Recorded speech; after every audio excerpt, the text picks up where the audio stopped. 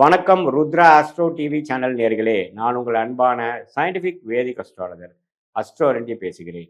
நல்லது நினைப்போம், நல்லதே நடக்கும். இந்த வீடியோவில் நம்ம என்ன பார்க்க போறோம்னா, தனுசு லக்னம் தனுசு ராசியில் பிறந்தவங்களுக்கு கர்ம பலன் எப்படி செயல்பட போகிறது, கிரக அமைப்பு மூலமாக சாதகமான கர்மாவும் சாதகமற்ற கர்மாவும் எப்படி இந்த வாழ்க்கை சம்பவங்களாக வரப்போகிறதுங்கிறத துல்லியமாக சயின்டிஃபிக் வேதிக் அஸ்ட்ராலஜி முறையில் எதையும் மிகைப்படுத்தாமல் உள்ளது உள்ளவாறு ஆஹ், இது மாதிரியான மூட நம்பிக்கை அது மாதிரி விஷயத்துக்கெல்லாம் போகாமல், பரிகாரங்கள் அது மாதிரி விஷயத்துக்கு போகாமல், உள்ளது உள்ளவாறு டிகிரி அடிப்படையில் சயின்டிஃபிக் வேதிக் அஸ்ட்ராலஜி முறையில் பார்க்க போகிறோம்.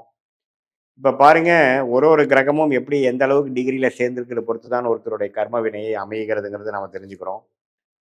ஸோ இப்போ பாருங்க, ஒரு தனுசு லக்கணத்துக்கு யோகமான கிரகமாகிய சந்திரன், யோகமான கிரகமாகிய செவ்வாயும் சூரியன் தான் யோகமான கிரகமாக வருகிறார்.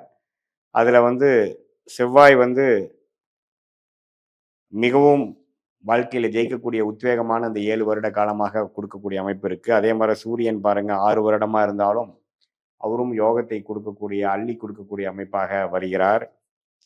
இந்த செவ்வாய் சனி ராகுவோட சேராமல் தனித்து அல்லது சந்திரமங்கல் யோகம் என்று சொல்லப்படுகிற சந்திரனோட சேர்ந்து குரு பார்வை பெறுவது மிகவும் நல்லது. அதே மாதிரி சூரியன் சனி ராகுவோட சேராமல் அவர் ஒரு பௌர்ணமி சந்திரன் பார்வை பெற்று குரு பார்வை பெற்று சுக்கிரனை அஸ்தங்க பண்ற அமைப்பெல்லாம் இருப்பது மிகவும் நல்லது. ஸோ இது மாதிரி அமைப்புகள்லாம் உங்க ஜாதகத்துல சூரியன் எப்படி இருக்கிறார், சூரியனும் சனியும் சேர்வது கொஞ்சம் தவறு, எந்த அளவுக்கு சேர்ந்திருக்காங்க என்னங்கிறது எல்லாம் பாருங்க.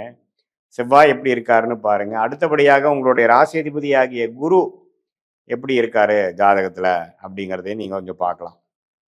ராசி அதிபதி ஆகிய குரு பார்த்தீங்கன்னா ஓரளவுக்கு பாதிப்படாமல் குருச்சந்திர யோகத்தில் இருக்கிறது, செவ்வாயோட சேர்ந்து இருக்கிறதுலாம் நம்ம யோகத்தை கொடுக்கக்கூடிய அமைப்பு. ஸோ உங்கள் ஜாதகத்தில் இதெல்லாம் எப்படி இருக்குது அப்படிங்கிறத பார்த்துக்குங்க. அதே மாதிரி உங்களுடைய சனி, அதே மாதிரி சுக்கிரன், அது மாதிரி கிரகங்கள்லாம் ஒரு மாதிரி சுமாரான பலனை கொடுக்கக்கூடியது. அது குறிப்பாக சுக்கிரன் பார்த்தீங்கன்னா 6க்கும் 11 கூடியவன், லக்னாதிபதி ராசி அதிபதி ஆகிய தனுசுக்கு எதிர்மறையான கிரகமாக வருவதனால் சுக்கிரன் பாதிக்கப்பட்ட சுக்கிரனாக இருந்தால் ஒன்றுமே பிரச்சனைகள் வரும். சுக்கிரன் ராகுவோடு சேர்ந்திருந்தால் ரொம்பவே கஷ்டப்படக்கூடிய அமைப்புகள், நம்ம கடன் நோய் வம்பு வழக்கலை கொடுக்கக்கூடிய அமைப்புகள், கல்யாண விஷயத்தில் எல்லாத்துலேயுமே ஒரு திருப்தி இல்லாத அமைப்புகள் கொடுக்கும். அதே மாதிரி சுக்கிரன் குருவோட ரொம்ப க்ளோஸாக சேரும் பொழுது, நம்ம ஒரு 5 டிகிரி சேரும் பொழுது இல்லற வாழ்க்கை குழந்தை விஷயத்தில் ஒரு தோஷத்தை கொடுக்கக்கூடிய அமைப்பு வந்துடும்.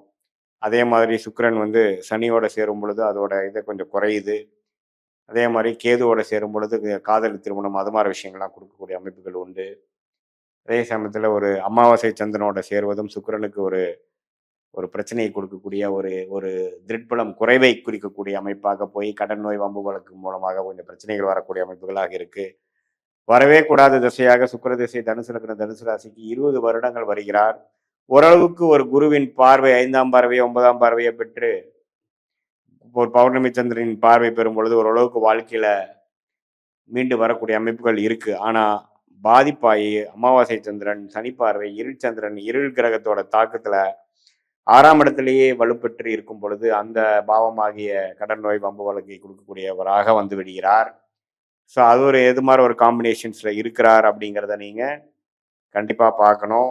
அதெல்லாம் வைத்து தான் உங்களுடைய கர்ம பலன் எப்படி இருக்க போகுது, எந்த நேரத்தில் எப்படி இருக்க போறீங்க, எந்த நேரத்தில் நம்ம ஜெயிக்க போறோம், எந்த நேரத்தில் பாதிக்கப்பட போறோம், எது மாதிரி கர்ம வலைகள் நமக்கு நல்லது, நம்மளுடைய கர்மா எப்படி காட்டுது, எவ்வளோ டிகிரி சேர்ந்துருக்காங்க, எந்த நட்சத்திரத்துக்கு இது, உங்களோட ஸ்தானபலம் திக்பலம் தில்படம் ஒரு கிரகம் எப்படி இருக்குது, சனியும் சூரியனும் சேராமல் இருந்தால் நல்லது, சந்திரனும் சனியும் சேராமல் இருக்கிறது நல்லது, ஒளி கிரகமாகிய சூரியன் சந்திரன் ராகுதோட சேராமல் இருக்கிறது நல்லது.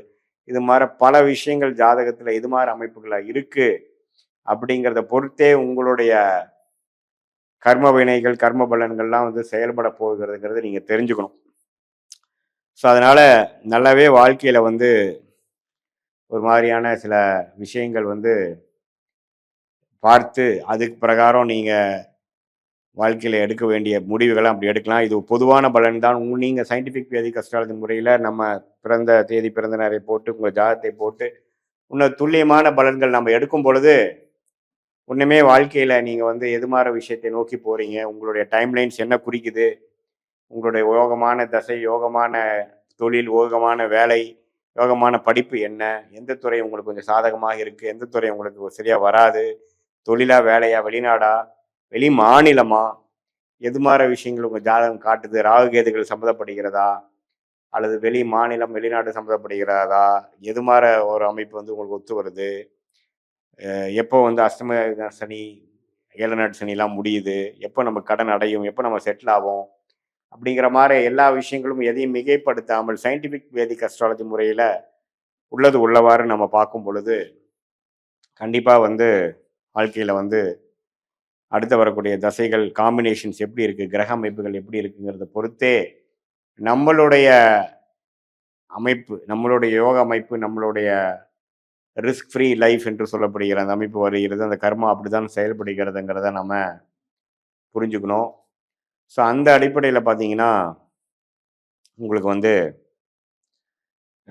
யோகமான சில விஷயங்கள் நடக்கும் பொழுது உங்களுக்கு வந்து அதுக்கு தகுந்த மாதிரி விஷயங்கள், அதாவது யோகமான கிரகங்கள் நல்ல காம்பினேஷன் இருக்கிறப்போ நல்ல அமைப்புகளும், யோகமான கிரகங்கள் பாதிப்பாக இருக்கும் பொழுது யோகங்கள் குறைவாகவும் கைக்கு வந்தது வாய்க்கு வரவில்லைங்கிற மாதிரி அமைப்பாகவும், சுமாரான கிரகம் வந்து நன்றாக இருக்கும் பொழுது ஓரளவுக்கு பிரச்சனைகள் அதிகமாக இல்லாமல் ஓரளவுக்கு சமாளிக்கிற அளவாகவும், சுமாரான கிரகங்கள் நம்ம பிரச்சனைக்குள்ள மாற ஒரு அமைப்பில் இருக்கும் பொழுது இன்னுமே பாதிப்பு அதிகமாகி வாழ்க்கையில் ரொம்ப கவனமாக இருக்கணுங்கிறதையும் நம்ம தெரிஞ்சுக்கிறோம்.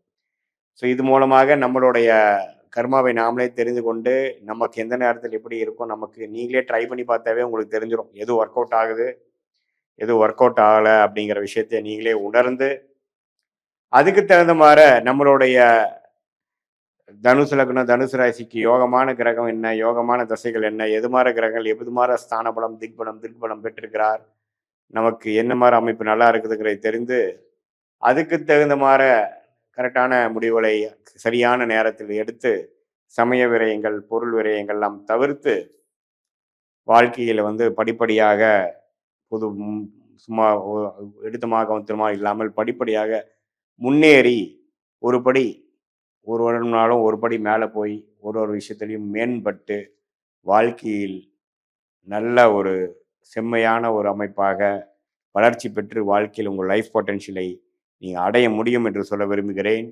மீண்டும் மற்றொரு காணொளியில் சந்திப்போம். நன்றி, வணக்கம்.